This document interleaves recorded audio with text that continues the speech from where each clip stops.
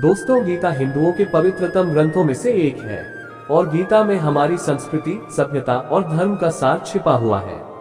महाभारत के अनुसार कुरुक्षेत्र युद्ध में श्री कृष्ण ने गीता का संदेश अर्जुन को सुनाया था और अर्जुन को भी कर्म के लिए प्रेरित किया था। कहा जाता है इसमें एकेश्वरवाद, कर्म योग, ज्ञान योग, भक्ति योग की बहुत सुंदर ढंग से चर्चा हुई है। गीता में कई ऐसे उपदेश दिए गए हैं जो हमारे लिए बहुत ही उपयोगी है और हमारे जीवन में मार्गदर्शक का कार्य करता है। गीता के ये उपदेश हमें सही जीवन जीने की दिशा को बतलाते हैं। नंबर 1, मनुष्य को केवल अपने कर्म पर ही विश्वास करना चाहिए। कर्म श्रेष्ठ होगा तो फल भी वैसा प्राप्त होगा। नंबर 2, मनुष्य जिस भी देवता की पूजा विश्वास के साथ करने की इच्छा रखता है, मैं उसका विश्वास उसी देवता में दृढ़ कर देता हूँ। नंबर 3, ये सृष्टि कर्म क्षेत्र है, बिना कर्म किए यहाँ कुछ भी हासिल नहीं हो सकता। नंबर 4, मनुष्य के दुख का कारण उसका प्रेम ही है, वह जितना अधिक मोह करेगा उतना ही अधिक कष्ट भी भोगेगा। नंबर 5, ईश्वर ही भूत, वर्तमान और भविष्य के सभी प्राणियों को जानता हूँ, किंतु वास्तविकता में उस परमात्मा को कोई नहीं जानता है। नंबर 6, अपने मन को नियंत्रित करना सीखो, नहीं तो ये आपके साथ शत्रुवत आचरण करेगा। नंबर 7, कुछ वस्तु लेना उसी इंसान से सही रहा है जो बदले में किसी वस्तु पाने की लालसा न रखता हो।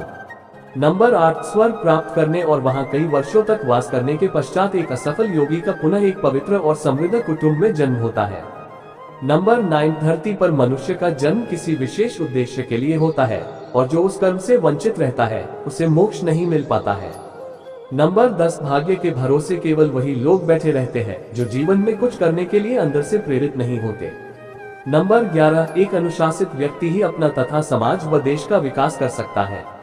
नंबर 12, केवल मन ही किसी का मित्र और शत्रु होता है, इसलिए मन पर नियंत्रण होना अति आवश्यक है। नंबर 13, हमारे बुरे होने का कारण और हमारे दुख कारण हम खुद ही है। नंबर 14, कोई भी दुख इस संसार में इतना बड़ा नहीं है जिसका कोई उपाय न हो, लेकिन मनुष्य प्रयत्न ही नहीं करना चाहता, वह जल्दी ही हार स्वीकार कर लेता है। नंबर 15, जो चीज हमारे दायरे से बाहर हो उसमें समय गंवाना मूर्खता ही होगी।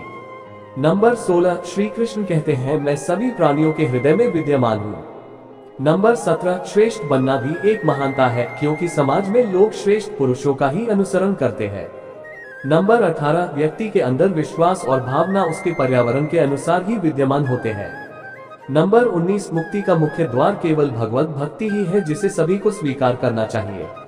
नंबर 20, इस दुनिया में कर्मयोग ही वास्तव में श्रेष्ठ रहस्य है। नंबर 21, अपनी बुद्धि का प्रयोग हमेशा समाज कल्याण के लिए निस्वार्थ भाव से करना चाहिए।